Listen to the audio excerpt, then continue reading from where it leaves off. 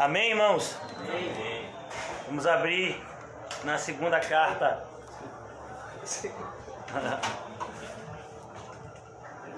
Na segunda carta. Amém. Assim? Quer baixar mais? Tá bom? Assim? Assim? Amém? Amém. Vamos abrir na segunda carta aos Coríntios, é onde a gente vai partir e onde eu creio que nós vamos terminar, se Deus assim permitir, na noite de hoje. O título da nossa mensagem já é a quinta mensagem desse título. Eu espero fazer um e-book, com as irmãs do ministério, com esse nome, o novo nascimento e as suas evidências, justamente para a gente poder fazer um autoexame um pouco mais sério. Pode acender a luz, Kim? Amém, graças a Deus. Faça essa luz. Amém. Segundo aos Coríntios 5,17, vamos lá? Todos acharam?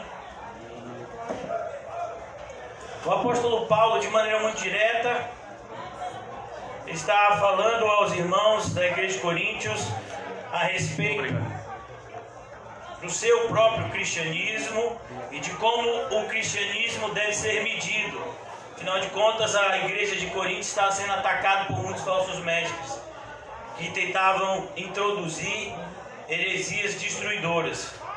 E o apóstolo Paulo, então, ele sentencia e ele diz: é muito simples você saber quem é um cristão, é muito simples você identificar um falso mestre.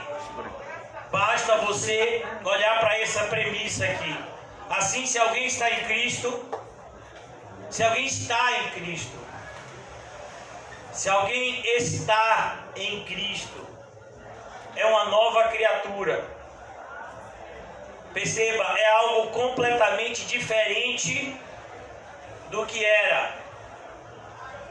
As coisas antigas já passaram. O passado daquela pessoa não existe mais, não vai interferir mais nas suas escolhas do presente.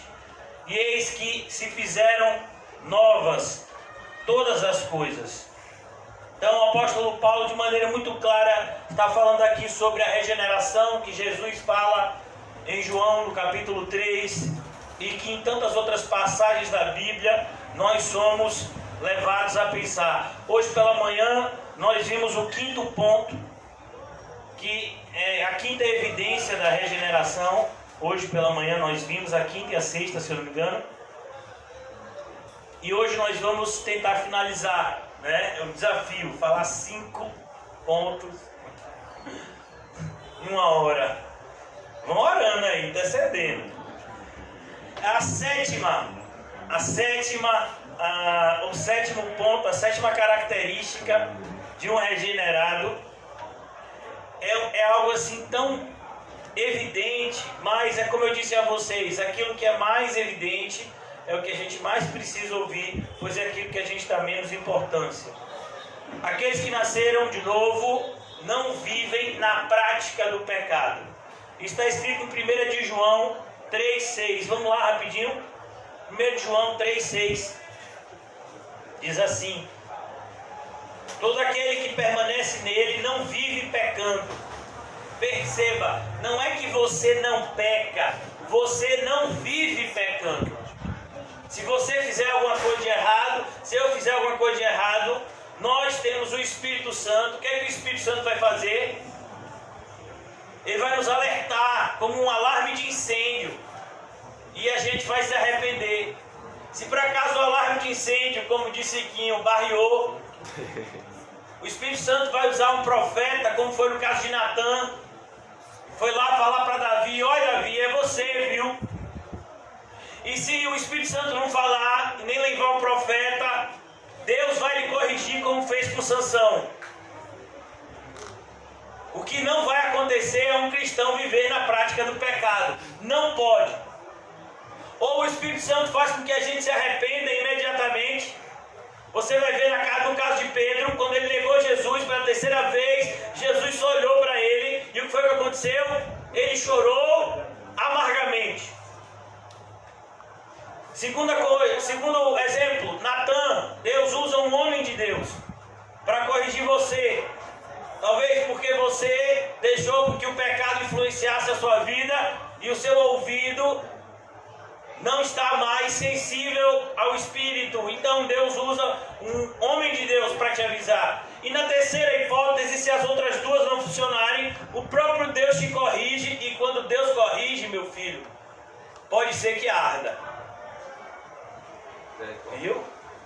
Aqueles que foram corrigidos por Deus na Bíblia, você pode conversar com Manassés, com Sansão, o próprio Jacó. Você vai ver que são coisas extremamente dolorosas. O próprio Davi, né, foi corrigido por Deus em algumas ocasiões. Então, todo aquele que permanece nele, perceba, não é difícil você se tornar um cristão.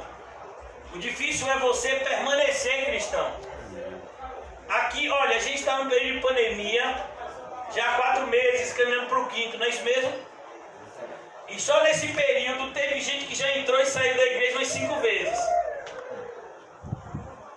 Então, é muito difícil, irmãos. Às vezes você ouve uma pregação, às vezes você teve uma experiência de vida na sua semana, aí você chega na igreja emocionalmente abalado e a dizer, eu quero Deus para a minha vida. Aí segunda-feira, meu filho, muda tudo. Segunda-feira você diz, rapaz, aquela promessa que eu fiz ontem, acho que não está valendo mais não. Eu estou querendo o mundo mesmo, e é isso mesmo. Eu quero as mesmas coisas que eu queria. Então a gente percebe que aqui ele fala essa palavra permanecer. Nós vamos ver o Senhor Jesus usando a palavra perseverar. Mateus 24, somente aquele que perseverar até o fim, esse será salvo. Então todo aquele que permanece nele não vive pecando. Perceba, não vive pecando. Não é que você não falha. O próprio apóstolo João já tinha dito aqui nessa carta, filhinhos, não pequeis, mas se vocês pecarem, se arrependam, voltem para Cristo imediatamente, pois todo aquele que confessa e deixa, alcança misericórdia, mas quem cobre as suas transgressões, jamais prosperará.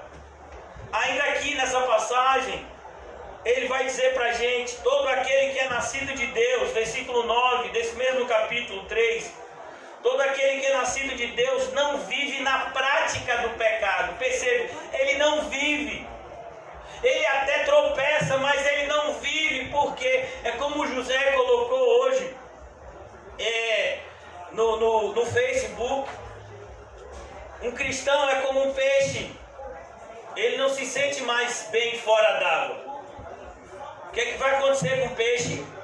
Se você tirar ele da água, ele vai ficar se debatendo e ele vai querer voltar para a água o mais rápido possível.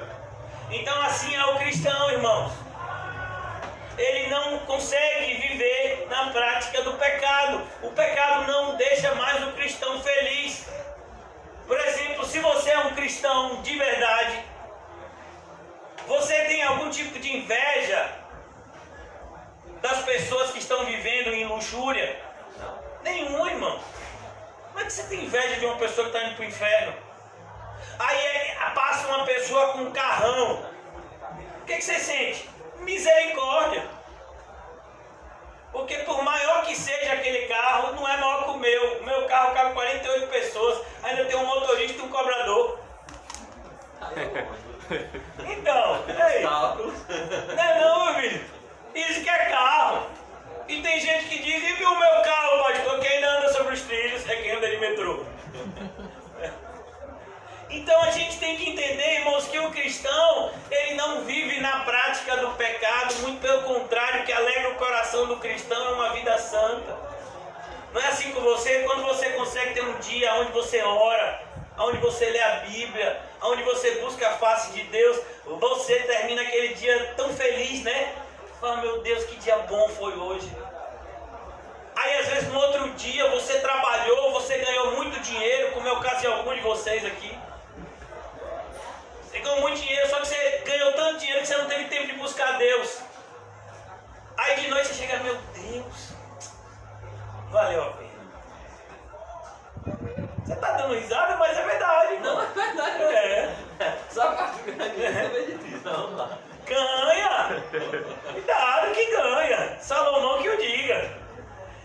gente tem que tomar cuidado, porque a gente não vive na prática do pecado, pois o que permanece nele é a divina semente. Dentro de você tem uma semente divina.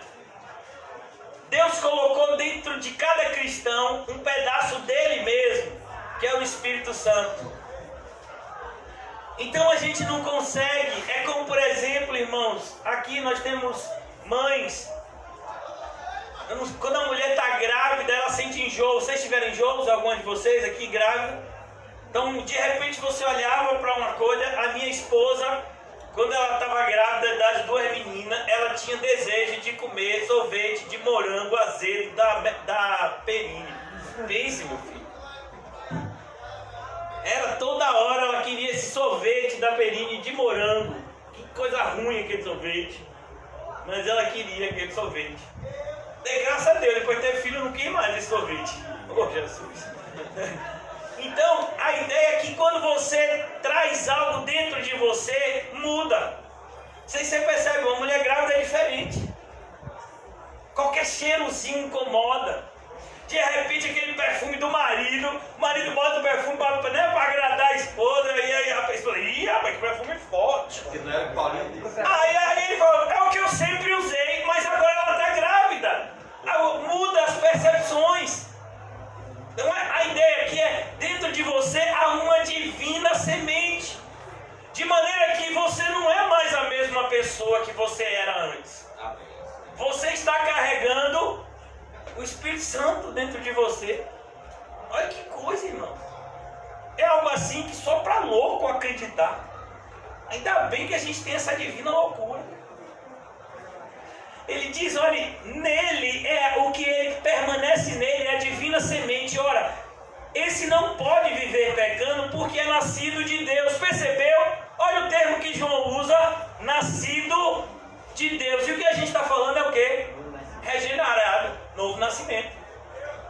Perceba que a carta de João, toda ela é justamente para trazer uma reflexão à igreja do primeiro século e do segundo século, início do segundo século, mostrando a respeito se efetivamente eles eram cristãos de verdade ou eles já estavam se tornando cristãos religiosos.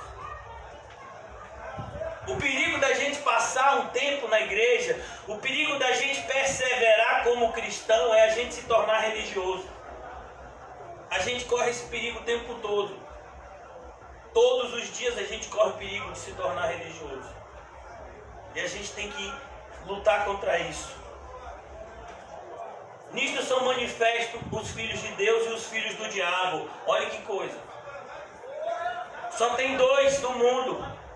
Então, se aqui dentro a gente é filho de Deus, o pessoal que está aí fora fazendo algumas coisas reprováveis é filho de quem? De quem? Agora vai dizer isso para eles.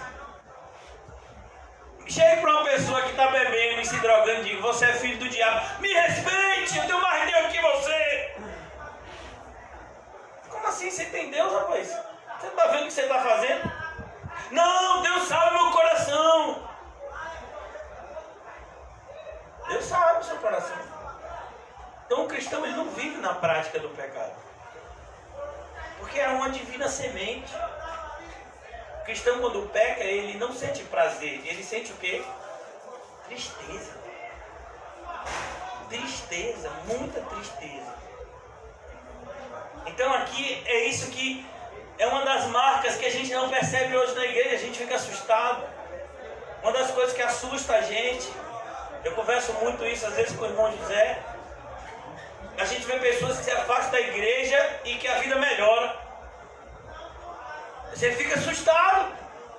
Fala, meu Deus, a pessoa se afastou da verdade, está vivendo agora na mentira, está vivendo muitas vezes em pecados abertos.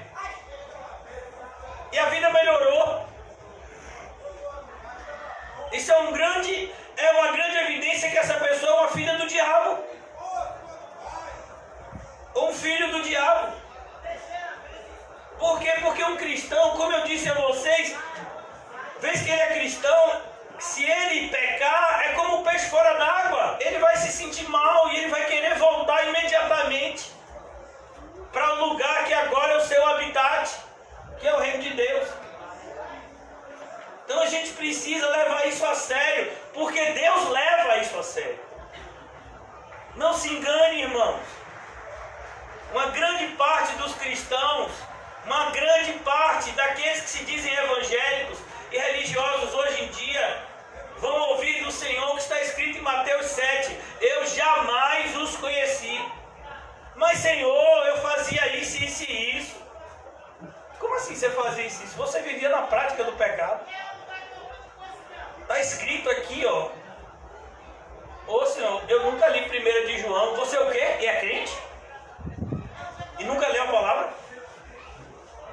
É por isso que está escrito lá em 2 Tessalonicenses que Deus vai julgar não somente as pessoas que rejeitam o Evangelho, mas Ele julgará também aqueles que não conhecem o Evangelho. Porque é sua obrigação. O que a gente tem que ensinar para as crianças? Hoje aqui nós temos 5 crianças, né? O que a gente tem que ensinar para as crianças? Bíblia. A gente não tem que pegar as crianças e for botar desenho animado para poder ela ligar. Não, meu filho, é ali, bora ler, tem que ler, leia. Bora, é para começar a ler a partir de agora. Para quando chegar, tá com que idade, José? Você, nessa idade aí, meu filho, já era para ter lido o Novo Testamento todo, já leu? Vai começar hoje, né? Em nome de Jesus. Então, tem que começar, irmãos. Lá diz que a mãe e a avó de Timóteo ensinavam para ele desde pequeno o quê? As Sagradas Escrituras. Como você acha que era Samuel com 12 anos de idade? Se quando a mãe dele desmamou ele, entregou para que ele fosse servir a Deus no templo. Assim que desmamou. Como você acha que era Samuel com 12 anos de idade? Como você acha que era Jesus com 12 anos de idade? Você sabe, está lá escrito no Evangelho de Lucas. Ele estava conversando de igual para igual com os doutores da lei. Já imaginou isso? Aí você diz, mas aí é Jesus. Você sabe como era Spurgeon com 12 anos de idade? Ele já tinha lido mais livros evangélicos do que todos nós juntos aqui, se bobear.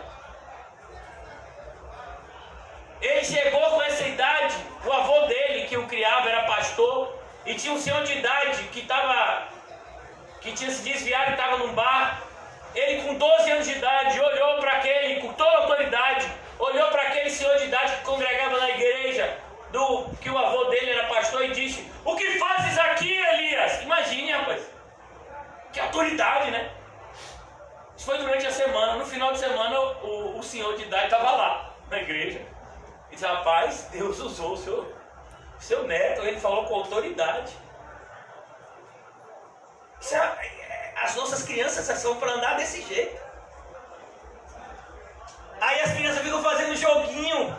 Quem são os filhos de Noé? Mas pelo amor de Deus, rapaz! Quer saber de quem são os filhos de Noé? Eu quero saber o que foi que Noé fez que agradou a Deus. Você sabia que tem um filho de Noé que desagradou a Deus e que por causa disso foi amaldiçoado? É isso que a gente tem que ensinar. A gente não tem tempo para brincadeira aqui não, irmão. Nossa luta contra o pecado é constante. O pecado persegue você 24 horas por dia, enquanto você está dormindo, sonhando naquele sonho bem bonito, que você está sonhando assim, né? A gerente de banco, doutor Paulo, saiu um crédito para você. O diabo está lá colado com você no seu sonho. Eu não sei se você é assim, que às vezes você acorda no meio da noite suado, uns sonhos atribulados. Fala, rapaz, que tipo de sonho é esse? É o cão. Você acha que ele está dormindo, né? Quem disse que demônio dorme? Quem precisa dormir é você. Eu. Graças a Deus pelos irmãos que têm insônia, que ficam orando por nós, como José. Né? 2 horas da manhã ele está orando, intercedendo, botando mensagem no WhatsApp. Irmãos, arrependei! Aí vocês, amém. Foi para mim, pai. Se ele acorda assim, vê o barulho do ler no celular, arrependei, rapaz, falou comigo agora. 1 João 5,18. para a gente concluir o ponto 7 aqui, sabemos que todo aquele que é nascido de Deus não vive pecando. Você percebeu quantas vezes João repetiu nessa carta essa expressão, não vive pecando? A ideia é justamente uma constância de vida. O cristão, ele mudou, ele é uma nova criatura, mas isso não significa que ele não tropece, que ele não seja tentado, que ele não caia numa cilada do diabo e se machuque, mas ele é cristão, então Deus vai o ajudar a completar a carreira que está proposta. A ideia é que o cristão não pode ficar prostrado. Caiu, meu filho, bora, se levanta, se limpa e vamos continuar a caminhada. Larga de mimimi. Ah, mas está doendo, sim, mas vai passar. Já pronto, passou. Passa o metiolate. Não, pastor, já passou. Não precisa. Não, passa o perfume de Paulinho. Já melhorei. Já estou melhor. É de graça, hein? E é de graça. A quantidade de álcool que Paulinho bota no perfume, meu filho, espanta o coronavírus a quilômetros. Se você botar esse perfume, meu irmão. É de graça. É por isso que o coronavírus não chega na rua de Paulinho. Ele dá uma baforada, meu filho. Espanta. Se o pessoal que está tratando for lá e ver o laboratório químico que ele montou em casa. Cara, vai oferecer milhões de dólares, mas Deus não vai permitir isso. Em nome de Jesus. Então, irmãos, sabemos que todo aquele que é nascido de Deus não vive em pecado. Essa expressão é repetida várias vezes numa carta tão pequena. Porque o que o apóstolo João está querendo frisar é essa questão da prática de vida. Ou seja, é como se o cristão ele andasse 99% na reta, mas às vezes ele, na sua negligência, na sua fraqueza, ele olha para um lado, ou ele não olha direito e ele tropeça em uma pedra, mas ele levanta imediatamente. O Espírito que habita nele não vai deixar ele permanecer prostrado. Ele não se alegra. É como, por exemplo, irmãos, vamos imaginar que você está vindo para a igreja. E você olha para trás, alguém buzina, você olha para trás, aí você bate numa pedra e cai numa poça de lama, isso suja todo de lama. Você vai ficar feliz com aquilo? Você vai contar isso como se fosse uma experiência maravilhosa? Muitas vezes talvez você volte até para casa, para poder trocar de roupa. Por quê? Porque aquela experiência não é boa para você. Quem fica feliz na poça de lama, quem é? É o porco. Então você não é mais um porco, você era um porco, eu e você éramos porcos e cães, mas Deus nos regenerou, então a gente é um outro tipo de bicho. Qual é agora? Cordeiros, ovelhas. Nós somos ovelhas, nós somos regenerados, seguimos o nosso bom pastor que é Cristo Jesus, de maneira que nós não nos alegramos mais naquilo que antes trazia alegria. Então, João está querendo deixar isso claro, porque Satanás, ele sempre ataca por meio de extremos. Uma vez que o Senhor Jesus diz que o caminho é reto, Satanás sempre procura nos trazer para o quê? Para os extremos, nos tirando do caminho retilíneo. Então ele diz, ele nos impulsiona a viver uma vida libertina, acreditando que por causa da graça eu posso viver pecando, mas a graça de Deus vai me salvar. Essa é uma ideia diabólica, mas que muitos cristãos nutriram e até hoje tem invadido igrejas. Pessoas que acreditam que são salvas, vivendo vidas que até o diabo fica constrangido. Ao passo que o diabo também vai, muitas vezes, tentar colocar uma culpa em você. Então você vive uma vida correta, mas porque você tropeçou, você já pediu perdão a Deus, já se arrependeu, Deus já te perdoou, mas o diabo continua jogando aquele pecado na sua cara. Então você tem que tomar cuidado com isso. Porque se você já confessou e deixou, Deus já lhe perdoou. Então a gente tem que tomar cuidado. Muitas pessoas ficam na igreja sobrecarregadas com sofrimento de pecados que Deus já perdoou. Todo aquele que confessa e deixa, alcança misericórdia. Então a gente tem que tomar muito cuidado, para que a gente nem fique numa área libertina, nem fique numa área onde parece que o que Cristo fez na cruz não nos alcançou. Nos alcançou sim. Cristo morreu na cruz porque nós somos pessoas imperfeitas, que estamos sendo, por conta dele, do Espírito que ele nos enviou, aperfeiçoados. Entenda, a palavra aperfeiçoados é justamente porque nós não somos perfeitos, nós somos pessoas falíveis. E uma vez que falhamos, nós somos prontamente ajudados a continuar na carreira. Então, por isso que a preocupação de João em ajudar os irmãos a se afastarem desses dois polos que são igualmente enganosos e nos trazer a um caminho reto. Desde a época de Josué, já foi dito a Josué: ó Josué, se você quiser viver uma vida de triunfo na fé, nem se desvie para a direita e nem para a esquerda. Nem tente ser mais correto do que Deus, porque isso é soberba, e nem tente viver como se os mandamentos de Deus não existissem, porque isso é rebeldia. Então, aqui o apóstolo João está nos ensinando que todo aquele que é nascido de Deus não vive pecando. É uma marca do regenerado. Ele não se sente bem mais na prática do pecado. Ele luta contra aquilo com todas as suas forças. Ponto de número 8. Aquele que nasceu de Deus tem o Espírito de Deus. É assustador que determinadas denominações, todo respeito, né, mas não entendem muito bem a Bíblia. E aí as pessoas já são crentes, já são batizadas, às vezes tem 5, 6 anos de igreja e fica indo para culto para poder ser batizado com o Espírito Santo. Tem irmão aqui nosso que já foi vítima. Bora, meu irmão, você em camisa azul aí, fale em língua, fale em língua, fale em língua.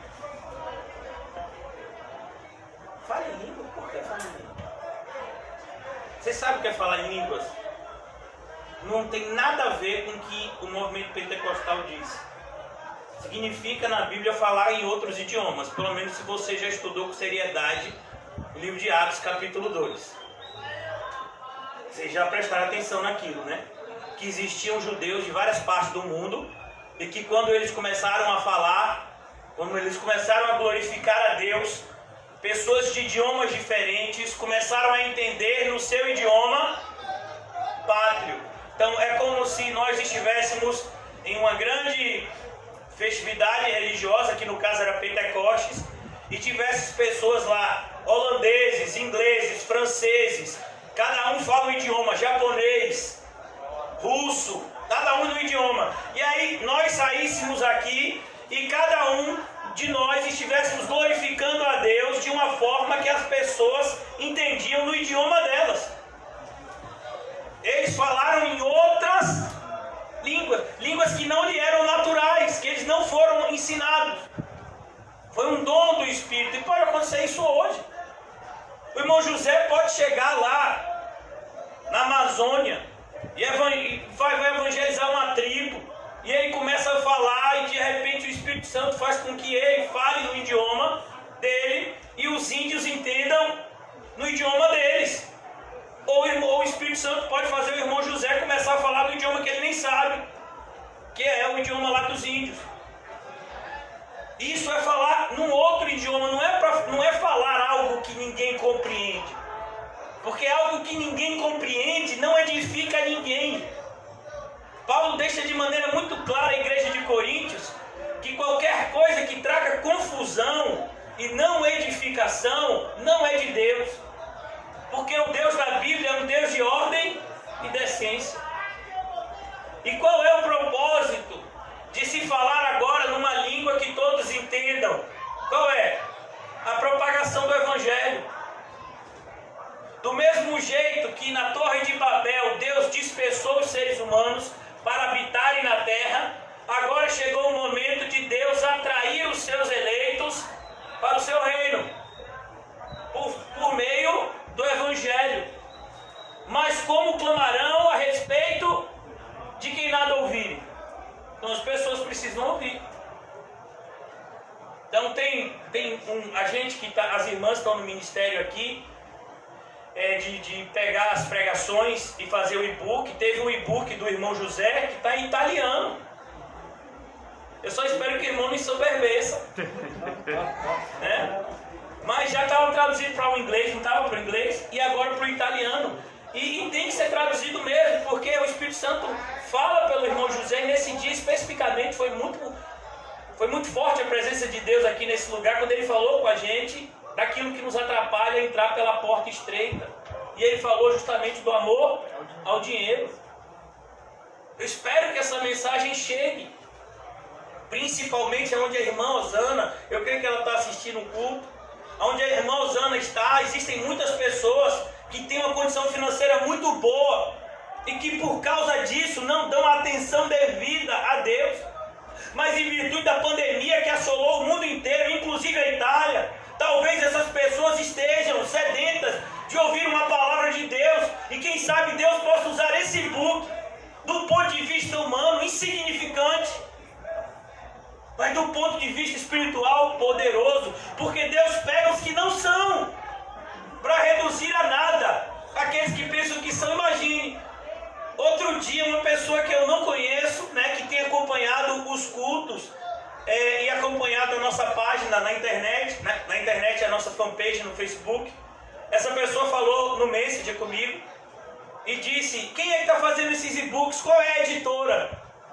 Eu disse: meu irmão, é um ministério de mulheres da igreja. Isso é mesmo? Glória a Deus!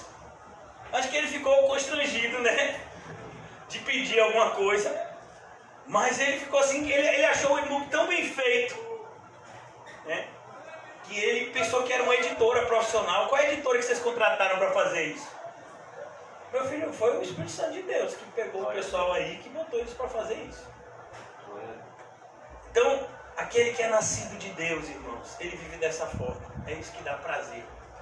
Imagine, por exemplo, daqui a um mês, 2 meses, 1 ano, você está em casa e de repente no seu Facebook uma pessoa começa a falar italiano com você. E aí você diz assim: quem é você? Eu sou uma pessoa que foi alcançada pela graça, a graça do e-book que você falou. Você não para no italiano, não? Eu digo: eu parlo nada, meu filho, mas se você me tiver paciência, eu boto no Google Translate e a gente conversa aqui um pouquinho. Então, a ideia é que é o Evangelho, irmãos, alcançando. Percebeu por que a gente não tem tempo a perder?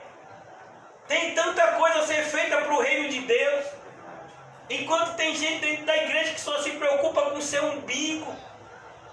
Meu Deus, tanta coisa.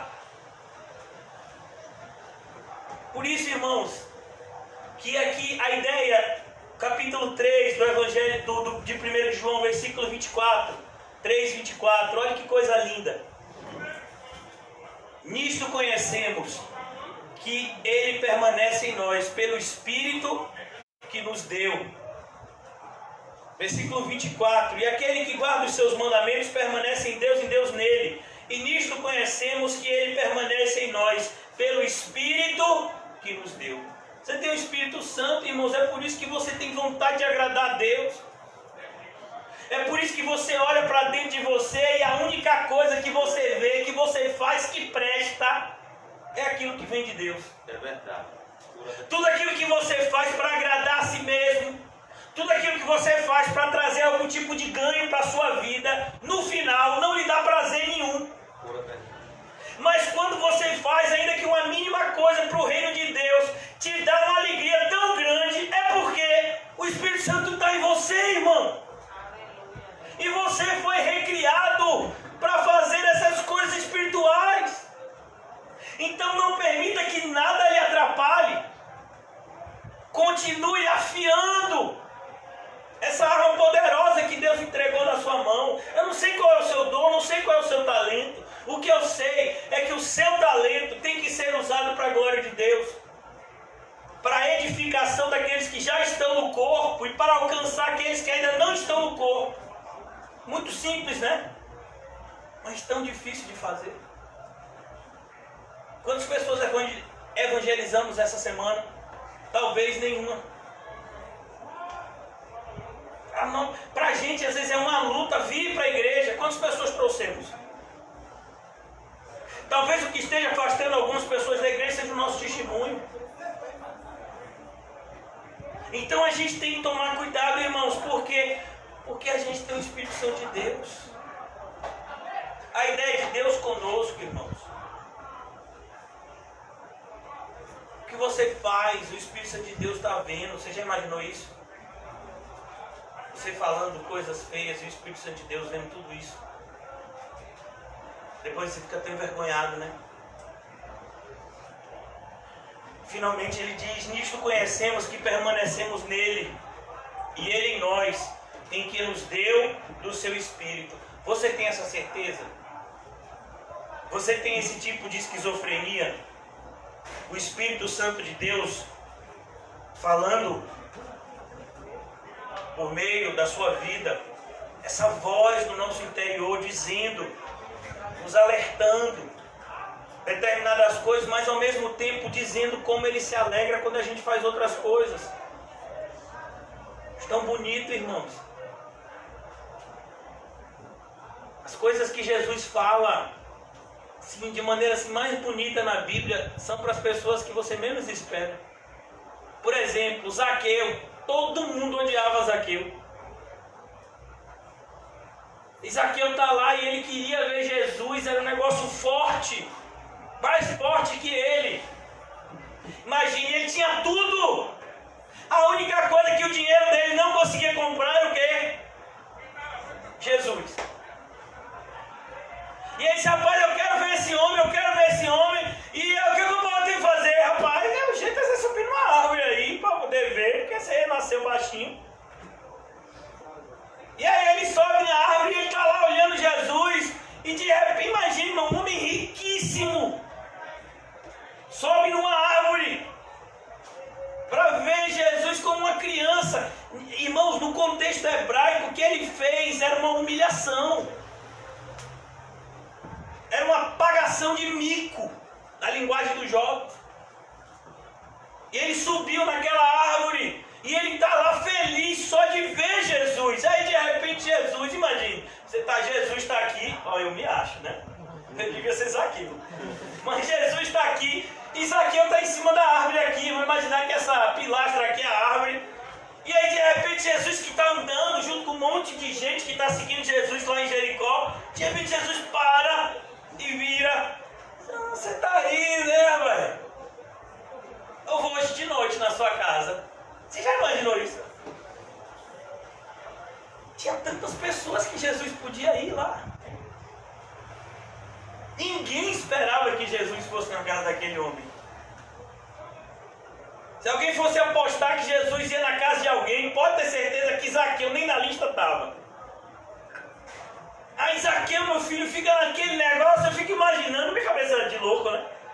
E aí Zaqueu chega em casa: mulher, você não sabe, Jesus está vindo, prepara o negócio aí. E aí foi, como ele é riquíssimo, ele devia ter vários funcionários, e prepara aquele jantar para Jesus, e de repente Jesus está lá. Jesus era uma pessoa que comia muito pouco, né? Como alguns irmãos aqui. E aí Jesus está lá, mas eu acho que os discípulos pegavam legal. Pelo menos nos filmes os discípulos são tudo, né, cheios, principalmente Pedro. Eu não sei se o pessoal tem alguma coisa contra Pedro, os diretores de filme, né? Mas sempre bota Pedro assim, com uma barriguinha assim mais exposta, né? Eu não sei o que esse pessoal faz, depois eles vão se entender com Pedro lá em cima, sei lá. E aí tá lá Jesus no jantar e de repente Zaqueu, Jesus falou nada. Jesus falou alguma coisa? Jesus não falou nada, tá lá na casa de Zaqueu. E Zaqueu pega lá e diz: olha, eu vou pegar todos os meus bens e vou dar aos pobres. Jesus mandou ele fazer isso. Quem foi que mandou ele fazer isso? O Espírito Santo. Mostrou para Zaqueu: Zaqueu, sabe o que é que tem te afastado de Deus? O dinheiro. Ele tem te afastado de Deus. E o dinheiro, Zaqueu, é como você beber água do mar. Quanto mais você tem, mais você quer. É verdade. Então, Zaqueu, quanto menos você tiver, melhor para a sua vida. Zaqueu entendeu isso. Então, metade do que eu tenho, eu vou dar aos pobres. E não era algo muito difícil.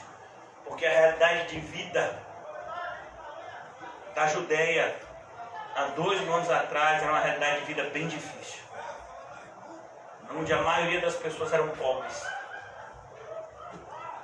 Muitas viúvas morriam de fome, tinham seus filhos tomados por conta de falta de dinheiro.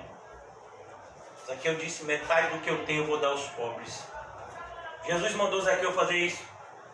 Quem foi? O Espírito Santo, que já estava nele. Aí Zaqueu, o Espírito Santo diz, Zaqueu, você não pode viver pecando. Qual era o pecado de Zaqueu, meu filho? Zaqueu surrupiava o que era dos outros. Ele defraudava. Em vez de ele cobrar 1, ele cobrava 5. 4 era dele. Diz, rapaz, eu não posso mais viver desse jeito. E aí ele vai lá e diz, e todo aquele que eu defraudei, eu restituirei 4 vezes mais. Percebe, irmãos? Isso é teu Espírito Santo. Teu Espírito Santo não é você pular, gritar, como muitas pessoas dizem. Ó como eu sou cheio do Espírito Santo. Ó como eu grito, ó como eu pulo, ó como eu falo, ó como eu faço. Não, meu filho, você faz o que Zaqueu fez? Então não venha com essa conversa de Espírito Santo não, viu? O Espírito Santo nos impulsiona. Quando Paulo vai falar, no capítulo 5 de Efésios, enchei-vos do Espírito Santo, o que ele diz? Marido cheio do Espírito Santo, trata a mulher com amor. Uma mulher cheia do Espírito Santo trata o marido como? Com respeito e honra. Um filho cheio do Espírito Santo trata o pai como? Com honra. Um pai cheio do Espírito Santo não coloca uma carga excessiva no filho. Não é assim? Um patrão cheio do Espírito Santo não vai explorar os seus trabalhadores. Um trabalhador cheio do Espírito Santo não vai fazer corpo mole no trabalho. Então a vida cheia do Espírito Santo, irmãos, é uma vida prática. Por isso que as pessoas gostam de pular, de gritar, porque é muito mais fácil. Ou como eu sou cheio do Espírito Santo, eu adivinho a sua vida. Olhe, Deus tem visto as suas lágrimas, mulher. Pelo amor de Deus, irmão, você ainda cai nessa. Deus tem visto nas madrugadas. O quê? Eu roubando a geladeira? Só pode ser isso que ele tem visto. É. Então tome cuidado, irmãos, porque quando a Bíblia diz que os que nasceram de Deus possuem o Espírito, ele está dizendo que é esse Espírito que nos impulsiona numa mudança de vida. Ter o Espírito Santo de Deus é uma coisa visível. Não visível no sentido escandaloso, mas visível no sentido de glorificar a Deus por meio de uma vida diferenciada. Ponto 9. A nona característica: aqueles que são regenerados ouvem prazerosamente a palavra de Deus. Sabe, irmãos? Às vezes a pessoa está na igreja e parece que o pastor é o pior inimigo dela. Que nada, varão, você viu o que ele disse? Ele disse que quem não perdoa vai para o céu, não vai para o céu. Você viu o que ele falou? E ele falou olhando para mim, só porque ele sabe que eu já estou 5 anos sem falar com meu primo. Meu filho, eu não sei que você está 5 anos sem falar com seu primo, mas se você está sem perdoar ele, é melhor começar a perdoar logo.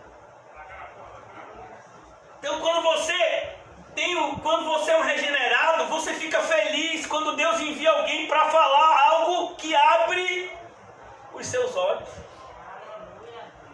Essa é uma marca do regenerado, ele se alegra. É mesmo, varão, é assim mesmo. É aqui na palavra.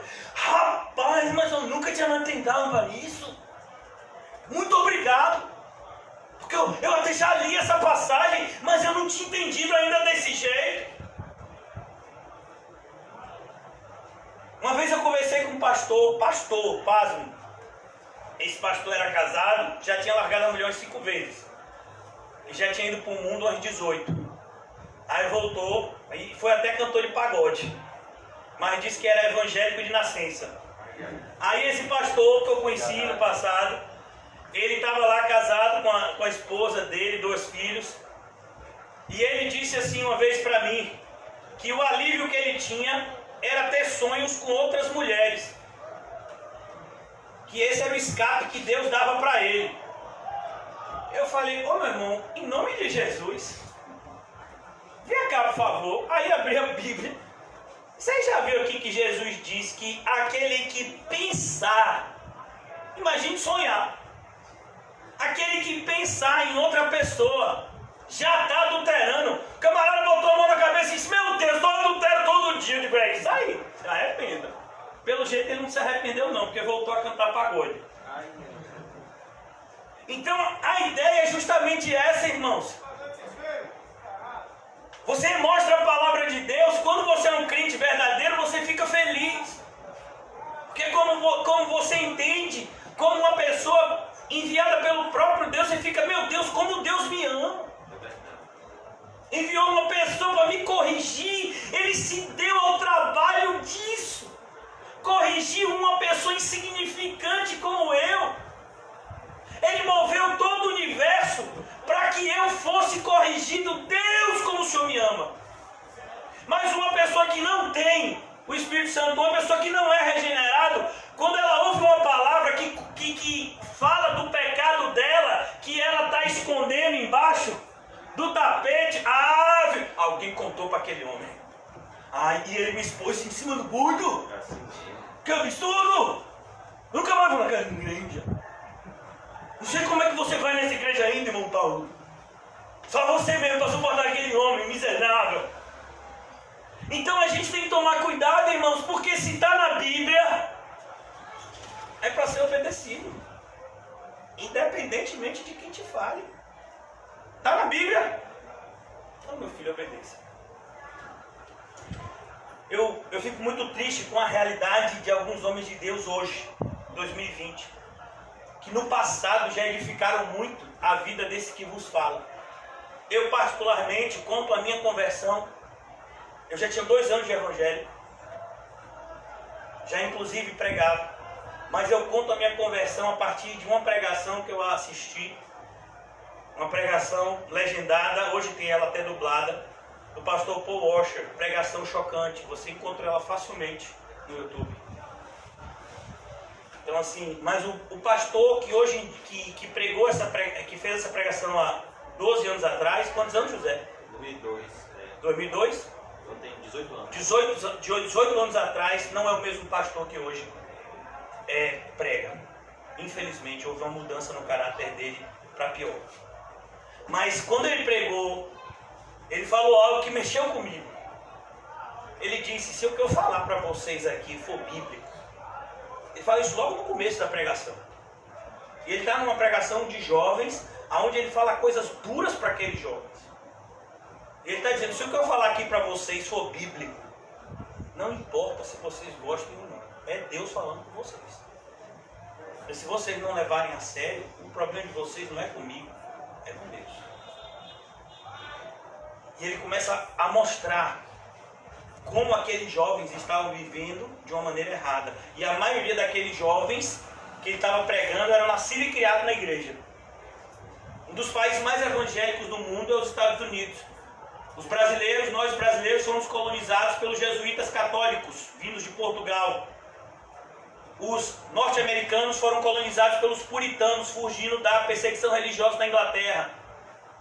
Então, por conta dessa origem dos Estados Unidos e dessa origem do Brasil, há essa diferença. Aqui no Brasil, o número de católicos é muito maior do que o número de evangélicos, embora o número de evangélicos tenha crescido. Mas, nos Estados Unidos é o contrário. O número de evangélicos é muito maior. Então, tem gente que foi nascida e criada em igreja evangélica. E o pastor estava pregando para esses jovens. E tem uma hora que ele está pregando e os jovens batem palma. Ele diz, por que vocês estão batendo palma? Eu estou falando de vocês. E aí todo mundo faz, baixa a cabeça assim, não bate palma mais. Então a ideia, irmãos, é que você se submete à palavra de Deus. Vamos imaginar que você tem uma discussão discussão com sua esposa. Porque a sua esposa, ela gosta muito de farinha e você já entendeu que farinha não faz bem para a saúde. Aí você tem uma discussão seríssima a respeito desse assunto, farinha. Que é uma coisa que você pode botar ou não botar na comida. Você já imaginou? Que coisa profunda. Normalmente as discussões de marido e mulher é assim, né? É uma coisa que farinha não vem na comida. Você bota se quiser, né? Assim. Ah, mas você comprou essa farinha, já não disse que não era para comprar, porque farinha não é uma coisa boa, não sei o quê. Pastor, eu acho que eu vou me separar. O que foi a farinha? Aí você pega lá e lê. Meu irmão, vou dizer uma coisa para você. A sua esposa adulterou? Não, pastor, muito pelo contrário. Minha esposa é uma mulher de respeito, séria e tal. Ô, meu filho, então... Tome sua cruz, siga Jesus. Coma farinha. Oh, Deus.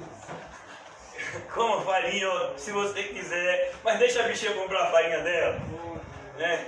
Ore por ela. Se você não quiser que ela compre mais farinha, ore por ela.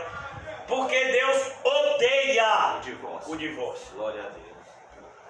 E Jesus disse que a única causa para o divórcio qual é? O adultério. Ele não usa essa palavra, mas em virtude das crianças aqui eu vou usar essa palavra para não usar uma palavra que é um pouco mais forte, né?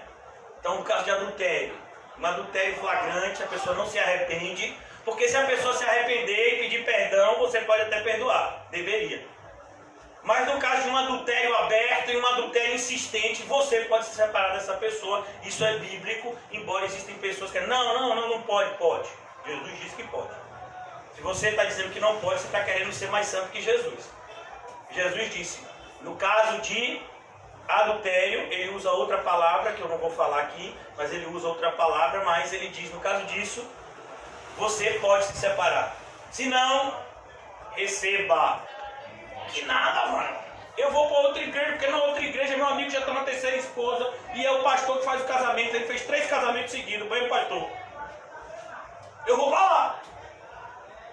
Porque o pastor disse que está na Bíblia, que a glória da última casa será maior do que a da primeira. Eu disse, como é, meu senhor? É sério que você está falando isso? Então por que algumas pessoas não gostam daquilo que é pregado? Porque, meu filho, é como cortar a nossa carne. Quando você se corta, você sente dor ou não? Dói, meu filho. Mas tem que tirar. Quem aqui já tirou uma encravada? Hein? Já tirou uma encravada? Tem um irmão, inclusive, que já até aceitou. Ele disse que tem uma encravada há 20 anos. Deixa a bichinha lá, ele já conversa com ela, com ele. Olha, você só doa até aí, né? Então, a unha encravada, você vai lá, a pessoa vai e enfia uma faca para poder tirar a unha, né? Quem já foi lá em Dr. Scholl, a pessoa pega, faz com todo cuidado, né? E ela vai lá, tira, desencrava a unha, bota um negócio assim, dói, mas dói só por um momento. Mas dói, meu filho. Agora, muito pior seria o quê? Você ficar com aquela unha encravada. Porque a tendência é você o quê? Gerar um pus e você podia perder até o pé. Então, a ideia aqui é justamente a gente vai ouvir coisas que são difíceis de ouvir. Teve um momento que Jesus estava pregando, lá em João 6, diz, quem pode suportar isso? Você tem o Espírito Santo, você pode, meu filho. Essa palavra é para você. Então, tudo aquilo que for bíblico deve ser aceito com alegria, por mais doloroso que seja. Ah, então quer dizer que eu tenho que sair daqui e tenho que fazer as pazes com aquela pessoa? É. Então quer dizer que você tem que sair daqui e orar pelos que te perseguem? É por aí. Então, aquilo que for bíblico é bem recebido por aqueles que nasceram de Deus. 1 João 4,6. Nós somos de Deus. Aquele que conhece a Deus nos ouve. Aquele que não é da parte de Deus não nos ouve. Nisto reconhecemos o espírito da verdade e o espírito do erro. Então, quando ele está falando nós, ele está falando justamente da doutrina apostólica. O que está escrito logo em Atos capítulo 2? Perseveravam na doutrina dos apóstolos. Ou seja, perseveravam no Novo Testamento. Por mais doloroso que seja algumas passagens, mas se está na Bíblia para a gente fazer ou deixar de fazer, a gente tem que fazer ou deixar de fazer. Ah, mas aí já é muito exagero. Não, meu filho, não é exagero. Não é exagero. Você sabe por que tantas pessoas morreram quando o Titanic afundou? Porque os construtores do Titanic não quiseram colocar a quantidade de botes salva-vidas suficiente, porque disse que ia tirar a estética do navio. Você já imaginou? E eles, quando construíram o Titanic, disseram, né? Esse nem Deus afunda. Não completou nem a viagem, nem a primeira. Está no fundo do oceano, no Atlântico Norte, se eu não me engano. Ia fazer a viagem da Inglaterra para os Estados Unidos. Então, porque esteticamente não ia ficar bonito, eles foram lá e não colocaram a quantidade de botes salva-vidas, porque eles acharam que nunca o Titanic ia afundar. E afundou. E por que tanta gente morreu? Porque não tinha bote salva-vidas. Se tivesse, não tinha aquele desespero todo. Todo mundo entrava no seu bote e esperava chegar o socorro. Mas não tinha bote para todo mundo. Por quê? Porque as pessoas pensaram que nunca ia acontecer com elas. Tem muita gente que acha que nunca vai ter que prestar conta a Deus. E vai. E aí? E quando chegar esse momento? Porque você acha, irmãos, que os apóstolos disseram: é muito mais importante obedecer a Deus do que obedecer aos homens? Porque os cristãos sempre viveram de maneira biblicamente correta e muitas vezes de maneira politicamente incorreta. Porque as pessoas baterem palmas para a gente não vai nos salvar. Mas se a gente agradar a Deus, isso é uma evidência da nossa salvação. Então a gente tem que tomar muito cuidado com a maneira que a gente está vivendo. Se a gente não tem alegria com a palavra de Deus, se a gente não se alegra com a correção diária que a palavra de Deus nos traz, tem alguma coisa de errado. Isso significa que a gente ainda tem o quê? Pecados ocultos. Irmãos, deixa eu lhe dizer uma coisa. Você ter um pecado oculto é como você criar um monstro. Você já viu um leão pequenininho? Num documentário você pode ver um leão pequenininho, parece um bichinho de pelúcia. É lindo. Mas aquele bichinho de pelúcia vai crescer e vai se tornar um dos animais mais perigosos do mundo. E quando ele ficar com fome, ele não vai olhar para você como amiguinho dele, ele vai olhar para você como carne. Então a gente tem que tomar muito cuidado, o pecado é assim. O pecado, você está achando que, mas esse pecado é inofensivo, ninguém sabe que eu estou fazendo isso. Deus sabe. A sua consciência também sabe. Então você tem que tomar muito cuidado. E você tem que tirar isso da sua vida. E a maneira como Deus usa para tirar isso da nossa vida é o quê? É a pregação. Muitas vezes, como o Kio falou na oração, de maneira repetida.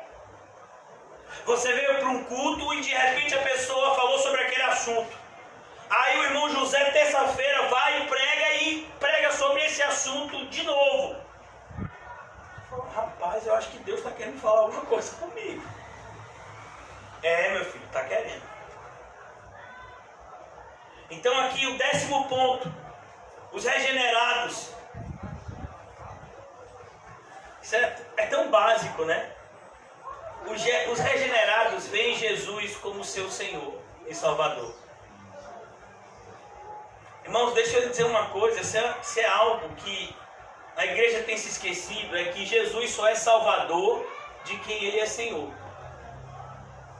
Se Jesus não é o Senhor da sua vida, se Ele não é o dono da sua vida, a ideia de Senhor é justamente dono, Ele nunca lhe salvou. As pessoas falam de Jesus como Salvador e elas vivem vidas completamente independente de Deus, sem nenhum tipo de dependência. Onde é que a gente vê a nossa dependência a Deus? Na nossa vida de oração. Eu converso com muitos cristãos e eles vêm e dizem: pastor, eu fiz um negócio e deu tudo errado. Aí eu sempre pergunto, é uma pergunta básica, né, do pastor para a pessoa que está passando por um problema: irmão, você orou antes de fazer isso? Ô pastor, não orei não. Receba a correção e glorifique a Deus. Por que você faz uma coisa sem orar, meu filho? Pastor, eu até orei. E eu digo: e Deus me respondeu? Não respondeu não. E aí eu estava naquela agonia, naquela correria. Por que você estava correndo? Quem estava atrás de você? Não, o povo estava exigindo uma resposta. O povo queria que eu me manifestasse logo. E aí, o que você deve a eles? Responda a ele: oh, eu só vou dizer sim ou não quando Deus me responder. É assim que o cristão vive. Então essa ideia de que Jesus é o nosso Cristo passa a ideia, irmãos, de que nós não mandamos mais em nós mesmos. Eu quero mostrar isso para vocês na carta aos Gálatas. Abra lá rapidamente, se você puder. A carta aos Gálatas, o apóstolo Paulo abre os nossos olhos em relação a isso.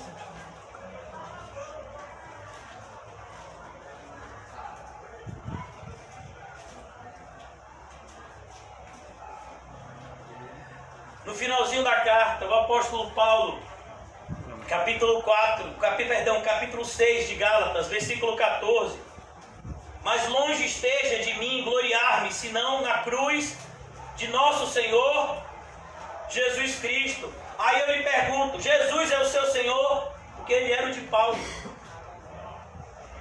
Jesus é o meu Senhor. Olhe a maneira reverente e honrosa que Paulo se dirige a Jesus. Eu não me gloriarei em nada, senão na cruz de nosso Senhor Jesus Cristo, pela qual o mundo está crucificado para mim. O mundo está crucificado para mim. Uma pessoa que está crucificada, irmãos, ela tem 3 características. Ela não escolhe mais para onde vai. Por quê? Porque ela está presa na cruz. Ela só olha para frente. Porque ela pode olhar para trás, presa na cruz. Mas o crucificado, ela tem uma característica também. Ela tem ao lado o seu Senhor. Jesus estava ao lado do crucificado, que olhou para ele e disse: mestre, lembra-te de mim quando entrares no teu reino. Então ele diz: o mundo está crucificado para mim e eu para o mundo. Paulo morreu crucificado? Não, Paulo morreu decapitado em Roma. Mas Paulo se via como uma pessoa o quê? Crucificada. O seu velho eu, as suas antigas vontades, a sua antiga maneira de viver. Pois nem a circuncisão, nem a incircuncisão é alguma coisa, mas o ser nova, não é o que a gente está falando?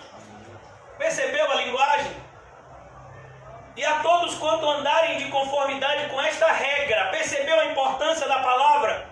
Você está andando em conformidade com esta regra, com este mandamento? Paz e misericórdia. Se você não está andando segundo os mandamentos de Deus, não se iluda. Você não tem paz e a misericórdia de Deus não está sobre a sua vida. Não está. Não se iluda. Sejam sobre eles e sobre o Israel de Deus. E o Israel de Deus é o povo de Deus. Quanto ao mais, eu acho isso lindo. Quanto ao mais, ninguém me moleste, porque eu trago no meu corpo as marcas de Cristo. Quantos de nós podemos dizer isso, irmãos? Eu trago no meu corpo as marcas de Cristo. A quantidade de açoites que Paulo tomou, a quantidade de chicotadas que Paulo tomou, o apedrejamento que Paulo passou, eu trago no meu corpo. Aqui ele está dizendo: eu mostro mostro para vocês o que o Evangelho de Cristo tem me custado. E para vocês, o que tem custado ser cristão? Um tempo na sua agenda? É o máximo que você faz a Cristo? Por isso ele diz aqui, versículo 1 de capítulo 1 de João 5:1: todo aquele que crê que Jesus é o Cristo é nascido de Deus. Se Jesus é o Cristo, Ele é o seu Senhor, Ele é o seu Salvador, Ele é o Alfa e o Ômega da sua vida, Ele é o sim e o amém, Ele é o bom conselheiro, Ele é o príncipe da paz. E tantos outros adjetivos que fazem referência ao Cristo de Deus. Ele é o Cristo. Quantas pessoas têm insistido em diminuir a pessoa de Jesus e aumentar o amor próprio do homem, como se isso fosse algo bom? Eu já estou concluindo, irmãos. 11º ponto: aqueles que são regenerados vencem o mundo. Então não venha com essa conversa: pastor, eu não estou conseguindo suportar essa prova, pastor, isso está sendo forte demais para mim. Meu filho, Jó disse que o que mais temia sobreveio, mas o Senhor deu graça para ele suportar, meu filho. O apóstolo Paulo escreve em 2 aos Coríntios e diz: e a gente se desesperou da própria vida, tivemos a sentença de morte sobre nós, mas lembramos que Deus, que a gente segue, ressuscita os mortos. E em 1 de Coríntios ele diz: nenhuma prova vem sobre nós que não seja humana. E juntamente com a prova Deus envia o escape. Então, meu filho, quando chegar a aprovação, faça igual o irmão Paulo: mate no peito e bote para dentro do gol. Porque todo aquele que é regenerado vai vencer o mundo. Nós estamos estudando 2 aos Coríntios e diz que o Senhor sempre nos conduz em triunfo por meio de Cristo. Mas qual é a vitória que vence o mundo? Quer dizer que você vai ter uma vida de sucesso, dinheiro? Não. O que é ser vitorioso? É, independente das astutas ciladas de Satanás, você permanecer com a sua fé inabalável. É isso que está escrito em 1 João 5,4. Todo aquele que é nascido de Deus, olhe quantas vezes essa expressão aparece nessa carta. Todo aquele que é nascido de Deus vence o mundo. Então, meu filho, se você é nascido de Deus, o mundo pode botar o manjar que quiser diante de você. Você vai vencer. Nada daquilo vai te dominar. Pode ser a Dalila que for, pode ser, não é nem 30 moedas de prata, é 3 milhões de moedas de prata, você não vai querer comprar. Porque o Espírito Santo de Deus te alerta de que essas coisas não têm valor nenhum. Alguém de vocês já jogou banco imobiliário? As crianças não jogam mais isso, né? As crianças estão tudo acostumadas com um negócio de joguinho de celular. Na minha época tinha esses jogos de tabuleiro, né? E um dos que mais famosos na minha época era o banco imobiliário. E no banco imobiliário, meu filho, tinha dinheiro, né? E você comprava aquelas casas, jogava o dado, né? É, eu sou dono dessa, vou botar 2 casas. Da hipoteca. Né, de hipoteca, né? Rapaz, fazendo as crianças ficar varentas desde pequena. Se você pegar o dinheiro do banco imobiliário e for comprar um geladinho aqui, vai adiantar alguma coisa? Então o cristão já enxergou, meu filho, que o sucesso do mundo vai levar ele a uma vida de insucessos para com Deus. Porque sabe, o mundo, eu não sei se você já viu, tem uma foto que eu vi recentemente de uma série de uma igreja que coloca a ideia de duas fotos de cabeça, uma de cabeça para baixo. É como se você pegasse a foto de uma cidade cheia de prédios, pegasse aquela mesma foto e colocasse ela de cabeça para baixo. Pois a realidade é mais ou menos assim. O mundo está de cabeça para baixo. Então aquilo que agrada a Deus é aquilo que vai desagradar o mundo. Aquilo que para o mundo é sucesso, para Deus é fracasso. Aquilo que para Deus é fracasso, para o mundo é o quê? Sucesso.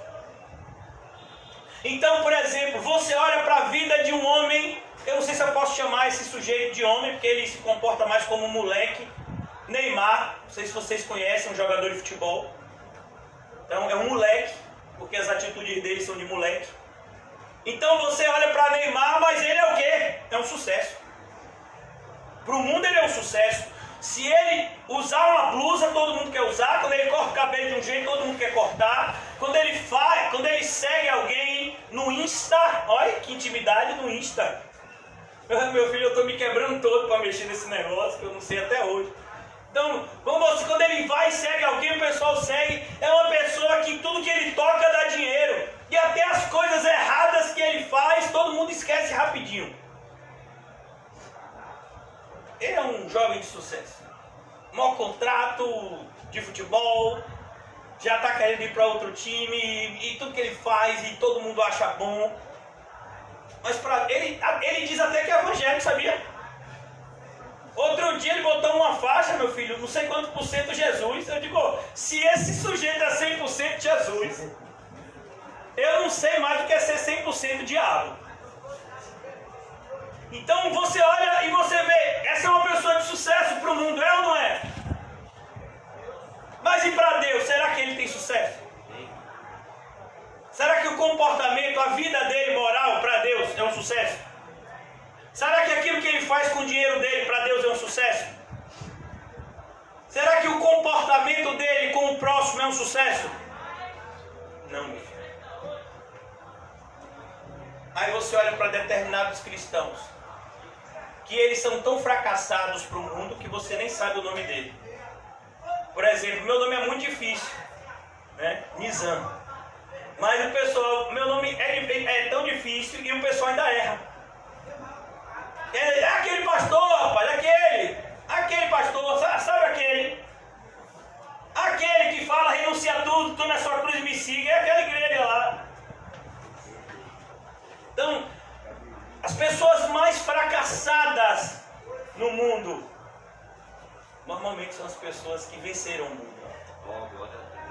Irmãos, se você olhasse para João Batista, talvez você o desprezasse. Quando ele falava, realmente era o poder de Deus.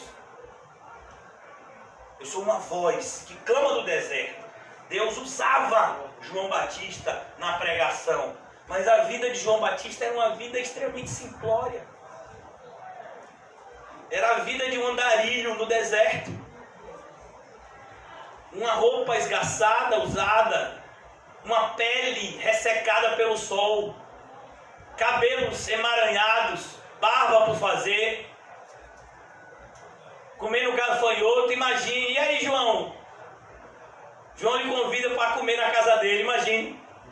Você ouviu uma pregação de João Batista, rapaz, esse camarada é crente, ele é gente boa. O que você vai fazer agora, João? Ele disse, rapaz, eu vou almoçar depois da pregação, porque de tarde eu vou pregar de novo. Então, eu posso ir com você, João? Pode. Aí você chega lá na casa dele, provavelmente alguma dessas cavernas que tinham lá no deserto. Aqui é a minha casa, tinha uma fogueira lá para de noite, apagada. Aí você diz, e aí, João, qual é o do dia aí? Tem uns gafanhotos aqui, Mel Silvestre. Acho que eu vou jejuar. Ô, João, eu não queria dizer, para não, né? Mas eu estou jejuando. Né? Oh, Deus, tem misericórdia dessa alma. Então, o que o mundo diz que é sucesso. Aí Deus vem, Deus, Cristo, que é Deus, e diz, o maior homem nascido de uma mulher. Quem é? Enoque, sem dúvida. Enoque andou com Deus, Deus arrebatou ele. Hoje mesmo eu botei no grupo, né? Botei no meu Facebook uma frasezinha de Gênesis 5, que Enoque andou com Deus. Aí tem uma pessoa que colocou, né? E o pessoal ainda não acredita que a igreja vai ser arrebatada. Aí eu quase que ia responder, mas eu tenho me segurado. Tenho me segurado. Eu estou dizendo para vocês aqui, mas eu tenho me segurado para responder algumas pessoas assim, principalmente nas mídias sociais, porque não leva a lugar nenhum. Mas a pessoa falou, né? E o pessoal ainda diz que a igreja vai ser arrebatada. E eu me cocei para dizer para essa senhora, minha senhora, o problema não é a igreja ser arrebatada, o problema é a igreja andar com Deus como Enoque andou. Você conhece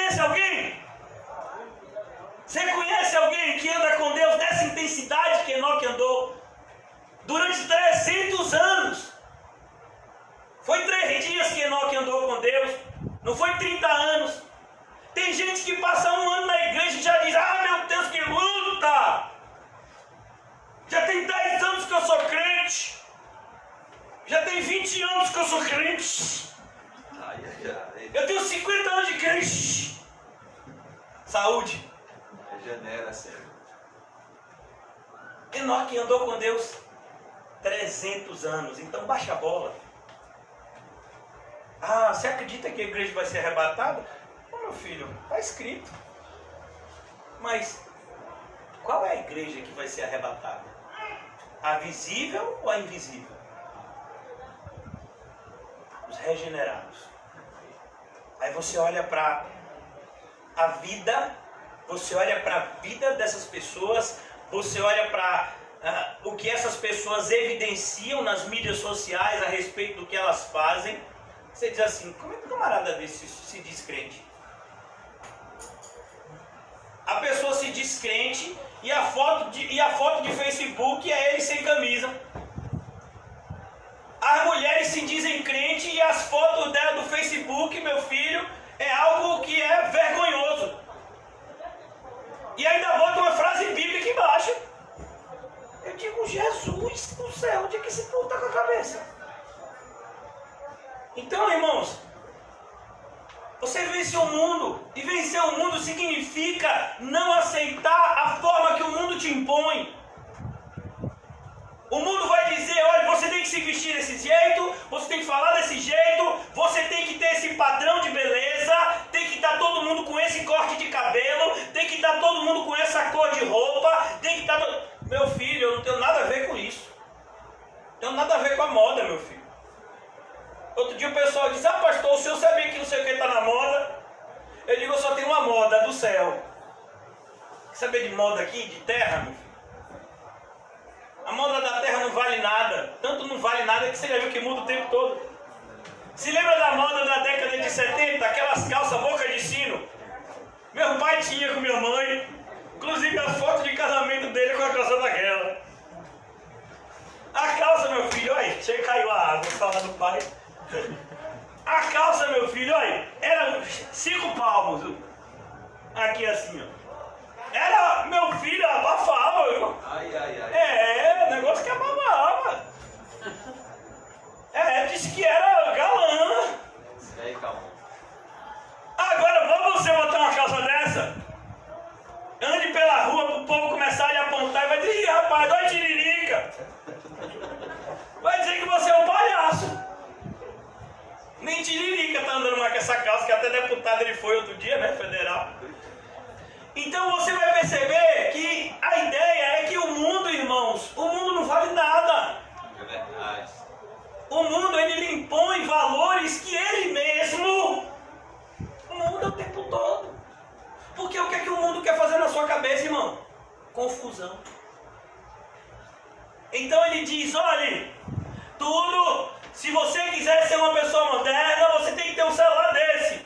Aí, meu filho, você pega um celular desse e você divide em 50 prestações. Você está na 10ª prestação e você tem todo o cuidado para o dono não levar no ponto de ônibus. Você tem tanto cuidado que quando você sai, você deixa o celular em casa. Eu digo, para que comprou? Tem um irmão, né, que é inspirado por Deus, eu creio. Quer ver, a pessoa sai, você sabe, pai, liguei para você. Ah, que eu deixei o celular em casa para não me roubarem. Eu digo, e tem mais o celular. E aí você está lá com o celular, meu filho. Você está na 10ª prestação do celular e você dividiu em quantas? 50. Vamos poder pagar. E aí você está lá na 10ª prestação, diz, agora esse celular seu, meu filho, é um travasado. Agora o Android, meu filho, esse negócio desse Android é do cão. De 6 meses, agora eu acho que é de 3 meses, muda a versão do Android. É Android sorvete, Android cookie, cada Android tem um nome. Aí, e se o seu celular for muito antigo, aí os programas não atualizam mais, é um inferno, viu? O pessoal faz especificamente para você consumir. Eu falo isso porque meu pai e minha mãe, eles são pessoas da velha guarda e eles têm uma dificuldade muito grande com esse celular. Outro dia o bichinho, rapaz, apagou o celular todo. Ele me ligou, Nino, meu filho, meu celular tá todo escuro. Ajuda, meu menino. Ele mexeu no negócio da luz, botou no escuro, aí ele não enxergava mais nada no celular. E ele tem um celular que ele gosta, meu filho. Olha, já tá no Samsung, eu acho que é S11, não tá? Não é S11 ou S12. Meu filho, meu pai tem um S2, que é o que ele mais gosta. E para explicar para ele que esse celular não serve mais para nada, porque os programas não baixam mais para esse celular, porque a versão desse Android é ultrapassada, ele não aceita atualização, então não baixa mais programa. Não, meu filho, mas o celular tá novo, e tá novinho, meu filho. Porque os bichinhos cuidam, meu pai e minha mãe, eles cuidam das coisas dele, diferente de mim. Aí tá lá com um celular bonito S2, sabe o que é para quem ele usa? Ele usa o celular de rádio. Ele anda na esteira, porque ele tem que andar na esteira por causa que o médico passou. Aí ele fica com o celular, o fone desse tamanho. E andando no celular 3.0 a velocidade, chega a dar agonia. E aí ele tá lá no celular, meu filho, e ele usa o celular como o quê? Como rádio, a única coisa que funciona no celular. As pessoas fazem isso especificamente para você estar comprando um quê? Toda hora. É assim ou não é? O mundo é assim, irmão. O mundo, ele tá, toda hora ele vai tentar mudar você. E você tem que ter muito cuidado com isso, porque você já venceu o mundo. De maneira que você vai fazer aquilo que Deus te direcionar a fazer. Então, se Deus te direcionar a fazer, comprar um celular, tem que ter uma câmera boa para poder fazer uma filmagem. Os irmãos que estão distantes, né? Como a gente falou, a irmã Zana que está na Itália, a irmã Gisele que está no Pará, outras pessoas de outros estados que nos acompanham. Então a gente faz isso. Mas propósito da gente ter um celular chique? Não. Nenhum propósito. Propósito da gente é ter uma caixa de som de última geração, só se for de última mesmo. O microfone aqui, meu filho, é só misericórdia, viu? Pela fé. Se não aproxime muito a boca, não você pega tétano. O irmão diz assim, ó pastor, pega um pouquinho de longe, não fala muito perto não, viu? Isso aqui é de tanto botar, acho que álcool. Qual é o último ponto, irmãos, para a gente concluir? E esse eu deixei por último, porque é o mais forte, né? Eu queria até que os irmãos da ceia já arrumassem a ceia por causa do horário, e porque também esse ponto já foi colocado aqui para nos fazer ceiar da maneira correta. Os que são regenerados, eles amam o próximo. E quem é o próximo? É o próximo. E normalmente, meu filho, o próximo é a pessoa que está te fazendo mal. Mas é o próximo. É aquele vizinho que bota o som bem alto no final de semana que você quer dormir. Ele é o seu próximo. Pastor, se não é próximo não. Mas é o próximo, é o próximo. É o seu colega de trabalho que inventa mentira a seu respeito. É o seu próximo. É o seu familiar que muitas vezes se levanta contra você sem motivo. A gente falou de problemas de casamento. Tem alguém mais próximo do que a esposa e o marido? O filho e o pai? Mas pastor, esse tipo de próximo aí não, varão. Ô meu filho, a pegada é por aí. Você tem que amar ao próximo. Não disse que você tem que amar. Obrigado, meu filho, Deus abençoe. Só a quem te ama. Inclusive Jesus, obrigado, meu irmão. Inclusive Jesus fala, se a gente amar somente aquele que nos ama, qual é a diferença que tem para os ímpios? Qual é? Nenhum, os ímpios não fazem isso. Você vai ver, por exemplo, irmãos, a gente teve aqui uma notícia muito triste no ano passado. Um traficante de um lugar até que a gente pregou. Ele chamou o Uber para dar socorro para a mãe dele. O Uber se recusou a ir para aquela localidade, que era uma localidade perigosa.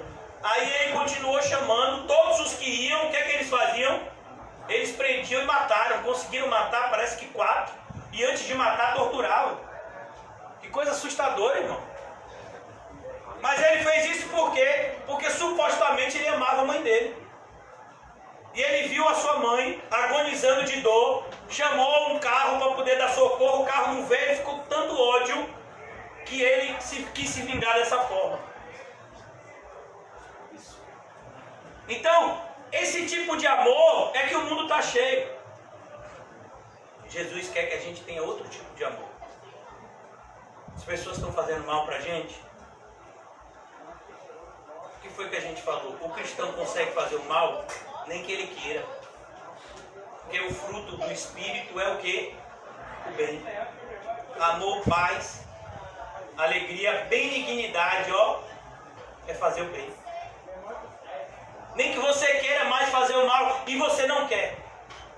Porque você olha para aquela pessoa que está te fazendo mal como que? Alguém já viu um cego? Eu tive a oportunidade de ver muitos cegos. Quando eu estudei em um colégio de freira durante toda a minha infância, até que me convidaram para sair.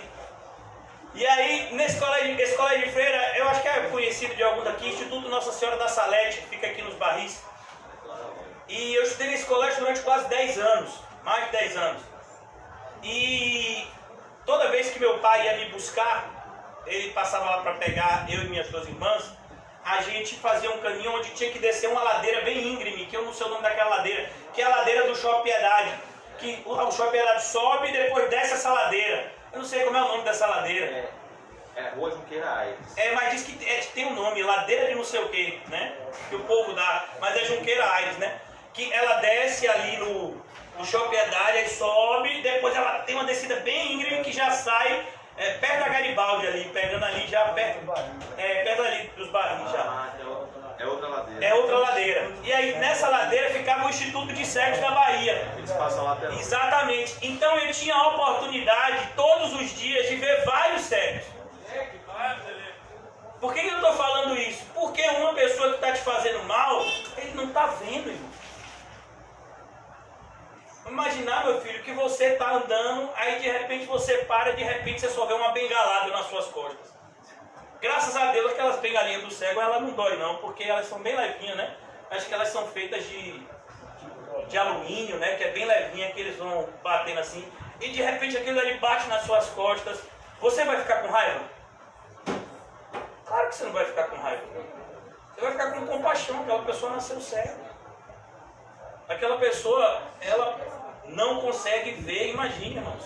Que limitação. É verdade. Você já se imaginou cego? Uma vez, irmãos, eu comecei a ter dificuldade de visão. Isso foi psicológico. Há 2 anos atrás, eu comecei a achar que eu ia ficar cego. Porque eu olhava para as coisas e vi uma sombra do lado. Eu fiz todos os exames que você imaginar. Até que o médico que me disse, né? Olha, eu fiz todos os exames possíveis dos seus olhos, seu olho está perfeito. Inclusive o seu grau até baixou. Esse negócio aí é psicológico. Eu logo entendi que era espiritual, fui orar, né? E melhorei. Mas que coisa maravilhosa. Sabe por quê, irmãos? Porque quando... Olha que coisa. Eu nunca contei isso pra ninguém. Quando eu imaginei que eu ia ficar cego, a primeira coisa que veio na minha mente foi: rapaz, eu não vou poder mais ler a Bíblia, então eu tenho que ler a Bíblia agora de um jeito que quando eu não enxergar mais, eu saiba ela todinha. E eu me lembrei de um livro, de um filme, o livro de Eli, onde acontece isso com um personagem do filme. Ele carrega a última Bíblia do mundo, e aí no final essa Bíblia se perde, mas ele tinha lido tanto a Bíblia que ele tinha toda ela memorizada. E aquele filme veio na memória. Aquele filme não é nem crente, viu? Porque ele faz um monte de coisa feia. Mas aquele filme me veio na memória, e durante aquele período de quase 2 a 3 meses que eu pensei que eu ia ficar cego, rapaz, eu li a Bíblia de um jeito, que de madrugada, filho, eu estava lendo. Digo, olha, e eu tinha que ler de uma forma que ficasse frisada. Aí você tem uma pessoa que é cega. A Bíblia diz que essa pessoa é cega, espiritualmente cega, e ela está lhe fazendo mal. E você vai ficar com raiva dessa pessoa? Então você está sendo insensato. A gente não fica com raiva de quem está cego. Amém. Então a gente tem que tomar muito cuidado, irmãos. Eu estou falando isso para mim porque eu permiti, há um tempo atrás, sem perceber, que a raiz de amargura crescesse no meu coração e trouxe um dano muito grande para a minha vida. E só não foi irreparável porque a graça de Deus é poderosa. Então, cuidado. A principal marca, e por isso que eu deixei por último, a principal marca do cristão regenerado é o amor ao próximo.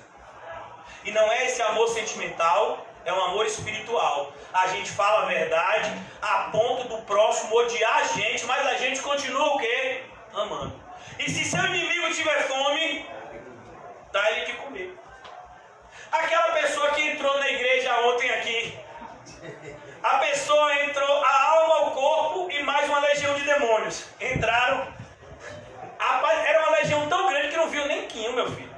Olha, a pegada foi forte ontem, viu, irmão? O camarada botou café e depois botou álcool no café. Álcool em gel, não foi no café? Mexeu e saiu. Na mesma pegada que entrou, saiu. Como se não tivesse ninguém aqui dentro. Parece que aqui era uma cafeteria, uma livre, e ele entrou e pegou o café e foi embora.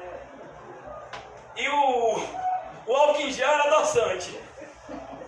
Imagine a legião. Aí vamos imaginar que essa pessoa entre de novo hoje. Ah, pastor, se entrar de novo hoje aqui, a pegada vai ser outra. Tanto que Paulinho já está ali do lado. Ó. Não, meu filho, Paulinho está ali para abraçar e amar. Vai dizer, vaso, fique aqui, alma, ouça a palavra. Então a gente tem que entender que essa tem que ser a nossa marca. Qual é a marca? O amor. Uma das coisas mais lindas do filme do apóstolo Paulo é esse.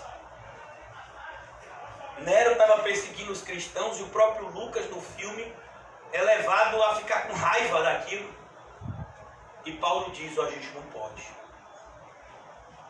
A gente tem que lutar com o que a gente tem. A nossa arma é o amor. Percebeu?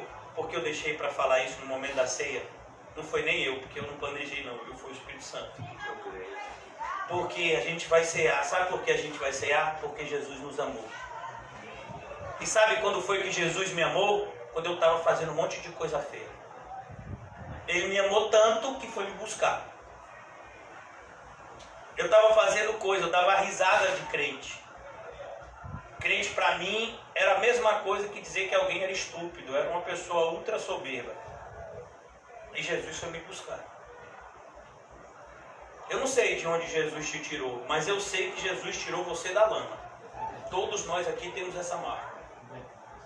Independente, você pode ter nascido e criado na igreja, mas em algum momento você se enxergou como alguém sujo, imundo, que precisava ser lavado pela água e pelo Espírito. Então a gente precisa, irmãos, cada vez mais lutar para que esse amor não vá embora. A igreja de Corinto estava muito preocupada com dons espirituais, e o apóstolo Paulo fala para essa igreja, olha, vocês querem saber de dons espirituais, né? Tá certo. Eu vou dizer para vocês os três maiores. A fé, a esperança e o amor. Ó, ninguém queria isso. O pessoal queria dom de cura, dom de milagre, dom de falar em línguas. Mas ninguém queria o dom da fé, da esperança e do amor. E o apóstolo Paulo diz, e o amor é o maior de todos. Olha, vocês estão querendo um caminho sobremodo excelente? Aí ele começa a falar sobre o quê? Sobre o amor. Por que a igreja evangélica tem se desviado? Porque o amor se esfriou. O amor que a gente tem pelo próximo, irmãos,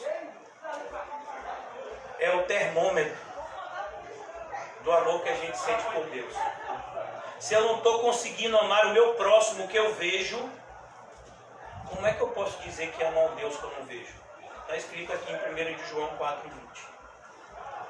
Por isso, irmãos, que eu gostaria que antes que a gente ceasse, a gente baixasse a nossa cabeça, fizesse uma oração. Ó Deus, nos ajuda a perdoar. Que o Senhor traga à memória, Deus, todas as pessoas que nós temos de alguma forma trazido no nosso coração amargura e rancor por males que nos foram feitos. Ajuda-nos a perdoar essas pessoas, Senhor, de maneira que o nosso coração fique limpo, pois somente os limpos de coração podem ver a Deus. Por isso, Senhor, ajuda a limpar o nosso coração nesse momento tão importante da ceia. Antes da gente ceiar, Deus, lembra, Senhor, a nossa mente, que muitas vezes se perde, mas nos lembra, Senhor, a respeito de rancores que a gente tem carregado, por falta de perdão. Muitas vezes temos desejado mal às pessoas, porque essas pessoas nos fizeram um mal. Ó Deus, que assim não seja, porque se efetivamente fomos regenerados, a marca mais evidente de todas é o amor para com todos, inclusive para com aqueles que nos fazem males. Por isso, Senhor, não deixe que nenhuma raiz de amargura cresça no nosso coração, mas que o Senhor nos ajude na noite de hoje a perdoar todas as ofensas que nós sofremos, as merecidas e as imerecidas. Que tudo, Senhor, seja perdoado, pois tudo aquilo que nós fizemos contra Ti foi muito maior. O Senhor nos perdoou por meio do sangue de Cristo, que nós nos lembramos agora no momento da ceia. Que a gente possa ceiar, Senhor, nessa certeza que a oração do Pai Nosso nos traz. Perdoa os nossos pecados, Senhor, assim como nós temos perdoado aqueles que nos ofendem. Que dessa forma, com o coração limpo, irmãos, comamos e bebamos para a glória de Deus.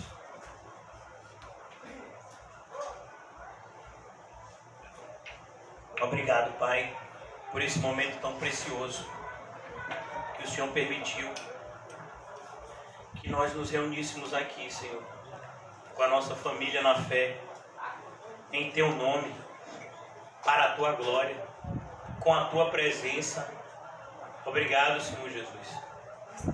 Mas nós sabemos, Senhor, que o culto não termina aqui. Nós sabemos, Senhor, que o caminho não terminou